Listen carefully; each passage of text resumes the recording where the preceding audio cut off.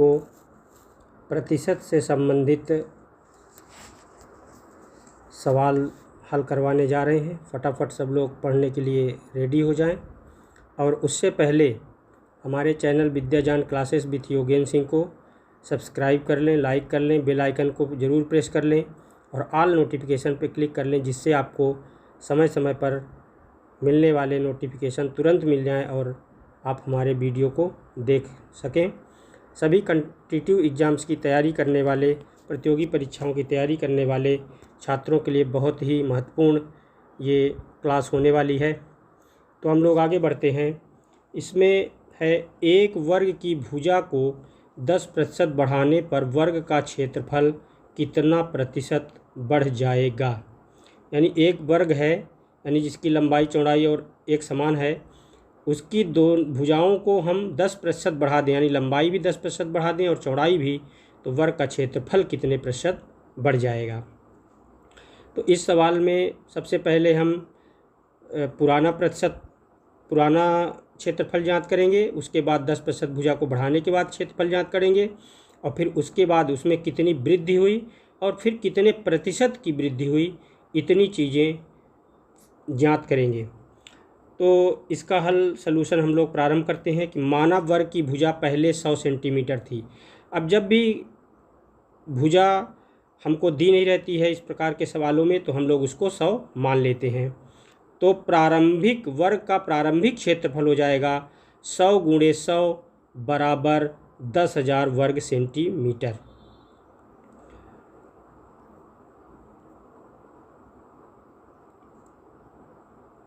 अब 10%, चूँकि हम लोग जानते हैं कि वर्ग का क्षेत्रफल होता है भुजा गुणे भुजा, तो 100 लंबाई 100 चौड़ाई को गुणा कर दिए तो 10,000 वर्ग सेंटीमीटर आ गया।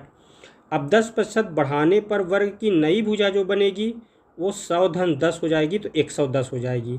क्योंकि वर्ग में लंबाई चौड़ाई दोनों इक्वल होती हैं, समान होती हैं, इसलिए लंबाई भी अब 110 रहेगी और चौड़ाई भी 110 रहेगी। तो वर्ग का अब नया जो क्षेत्रफल बनेगा वो 110 × 110 हो गया, तो ये हो गया 12,100 वर्ग सेंटीमीटर। इसको गुणा करेंगे तो 11 में 11 121 आ गया और ये 2 जीरो आ गई, तो 121 वर्ग सेंटीमीटर आ गया। अब इसमें क्षेत्रफल में कितनी वृद्धि हुई स्टूडेंट्स, तो हम लोग जो नया क्षेत्रफल आया 12,100 और जो पुराना क्षेत्रफल था हमारा 10,000, उसको माइनस कर देंगे तो ये आ गया 2100 वर्ग सेंटीमीटर, 2100 सेंटीमीटर। अब हम लोग देखेंगे कि इसमें वृद्धि कितनी हुई, कितने प्रतिशत की वृद्धि हुई।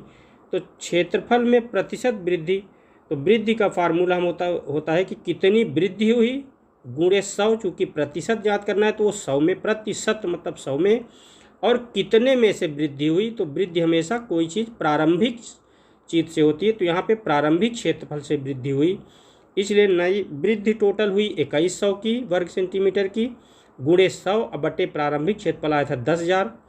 इसमें अब हम लोग इसको सॉल्व कर देंगे तो 100 का ये जीरो, 2 जीरो कट गया, 2100 का 2 जीरो, ये 2 जीरो कट गया, तो नीचे 1 हो गया, इसलिए ये आ गया 21% सीधे सीधे। अतः वर्ग का क्षेत्रफल 21% बढ़ जाएगा।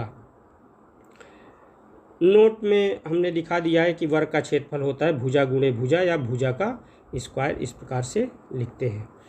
साथियों, इसके लिए हमने एक छोटी सी ट्रिक भी बनाई है कि जो वर्ग का क्षेत्रफल में वृद्धि इस तरह की होती है कि भुजाओं को कितने प्रतिशत बढ़ा दिया तो कितने प्रतिशत वृद्धि हो जाएगी। तो इसका फार्मूला है 2r + r² / 100। अब इसमें r जो है वो भुजा की माप में वृद्धि है, जितने प्रतिशत की वृद्धि दी रहेगी वही यहाँ पे r रखेंगे। तो 2 यहाँ रख लिए, r 10% की वृद्धि की गई है प्लस 10 का स्क्वायर बटे 100। तो यहाँ पे देख रहे हैं कि ये जो 100 बटे 10 स्क्वायर बटे 100 है, इसको सॉल्व कर लेंगे तो ये 100 बटे 100 आ गया, तो 1 हो गया,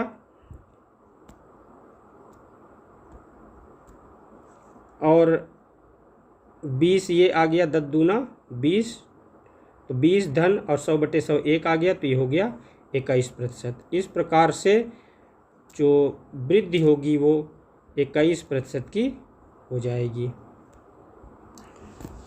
तो साथियों, आपने बहुत अच्छा सवाल सीखा। मैं आशा करता हूं कि आप लोग समझ गए होंगे। और अब हम लोग एक नए सवाल की तरफ चलते हैं। अभी लेक्चर ख़त्म नहीं हुआ है। दूसरा सवाल ये है कि एक आयत की लंबाई नापने में 5% अधिक व चौड़ाई नापने में 4% कम की त्रुटि होती है, तो आयत के क्षेत्रफल नापने में कितने प्रतिशत की त्रुटि हुई। सीधा सीधा सवाल का मतलब ये है कि एक आयत की लंबाई 5% अधिक नाप ली गई और चौड़ाई 4% कम नाप ली गई, तो क्षेत्रफल में कितने प्रतिशत का फ़र्क पड़ेगा।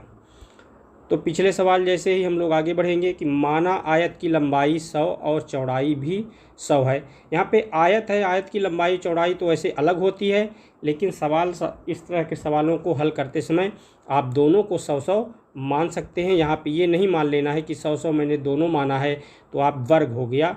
हम आयत को ही सॉल्व करेंगे, क्योंकि 100-100 की डिजिट लेने पर सवाल को हल करना, गुणा करना, भाग करना आसान होता है। तो आयत का प्रारंभिक क्षेत्रफल हो जाएगा 100 × 100 बराबर 10,000 वर्ग सेंटीमीटर। अब 5% बढ़ाने पर जो आयत की नई लंबाई है वो हो गई 100-5 सेंटीमीटर। और इसी प्रकार 4% कम करने पर आयत की नई चौड़ाई हो गई 96 सेंटीमीटर। 100 में 4 घट गया तो 96 हो गया। अब आयत का नया क्षेत्रफल बन गया 105 × 96। यहाँ पे आप देख रहे हैं कि नया क्षेत्रफल बन गया 105 × जो 5% की वृद्धि हुई लंबाई में तो 105 हो गया, 4% की कमी हुई चौड़ाई में तो 96 हो गया। 105 × 96 बराबर 10,000 वर्ग सेंटीमीटर। तो अब हम क्षेत्रफल में कुल वृद्धि ज्ञात कर लेंगे। तो 10,000 80 में 10,000 जो प्रारंभिक क्षेत्रफल आया था उसको माइनस कर देंगे तो ये आ गया 80 वर्ग सेंटीमीटर। अब प्रतिशत वृद्धि को देखेंगे तो पिछले सवाल जैसे ही फार्मूला है वृद्धि गुणे 100 बटे प्रारंभिक क्षेत्रफल। कोई भी वृद्धि होती है या कोई कमी भी होती है तो उसको हम हमेशा प्रारंभिक क्षेत्रफल से ज्ञात करते हैं। तो इस प्रकार हमारा जो वृद्धि आ गई वो वृद्धि 80 आई थी गुणे 100 और बटे प्रारंभिक क्षेत्रफल 10,000 था। इसको सॉल्व करेंगे तो ऊपर से 3 जीरो, नीचे की 3 जीरो कट जाएगी तो यहाँ पे बचेगा 8 अब बटे 10। इसको 2 से काट देंगे तो 2 चौको 8, 2 4 जा 8 एंड 2 5 जा 10, तो 4/5% आ गया। अब 4 में 5 का डिवीज़न कर देंगे तो ये आ जाएगा 4 में 5 का भाग जाएगा नहीं तो हम लोग पॉइंट लेंगे तो ये 40 हो जाएगा। अब 5 8 जा 40 तो ये 0.8% आ गया। अतः आयत के क्षेत्रफल में त्रुटि के रूप में 0.8% की वृद्धि होगी। साथियों, इसमें वृद्धि भी हो सकती है, त्रुटि पूछा है, लेकिन हमारे यहाँ पे सवाल हल करते समय देखा आपने कि जो नया क्षेत्रफल था वो पुराने क्षेत्रफल से ज़्यादा था, इसलिए हम कहेंगे कि क्षेत्रफल में वृद्धि हुई है। अब ये कम भी हो सकता था, अगर कम आएगी तो हम कहेंगे कि त्रुटि के रूप में क्षेत्रफल में कमी हुई है। तो इस प्रकार यहाँ पे वृद्धि हुई है और कितने प्रतिशत की वृद्धि हुई है, 0.8% की वृद्धि हुई है। तो हमने नोट भी कर दिया कि आयत का क्षेत्रफल लंबाई गुणे चौड़ाई होता है और आयत की लंबाई व चौड़ाई दोनों 100 मानी जा सकती है। तो इस प्रकार से आयत या वर्ग के क्षेत्रफल को लंबाई और चौड़ाई में कमी या बढ़ोतरी करने पर जो भी नया क्षेत्रफल बनता है तो आप नया क्षेत्रफल करना सीख गए और क्षेत्रफल में कितनी वृद्धि हुई उसको भी आप याद करना सीख गए। तो साथियों, मैं एक बार फिर से आपसे निवेदन करूंगा कि अच्छे से तैयारी करते रहिए अपने कंपटीशन की, लगातार लगे रहिए, तभी आपको सफलता मिलेगी। और इसके लिए आप हमारे चैनल विद्याज्ञान क्लासेस विद योगेन सिंह को सब्सक्राइब कर लीजिए, लाइक कर लीजिए, बेल आइकन को प्रेस कर लीजिए और ऑल नोटिफिकेशन को क्लिक करना ना भूलें, जिससे आपको डेली के नोटिफिकेशन मिलते रहें। Thank you.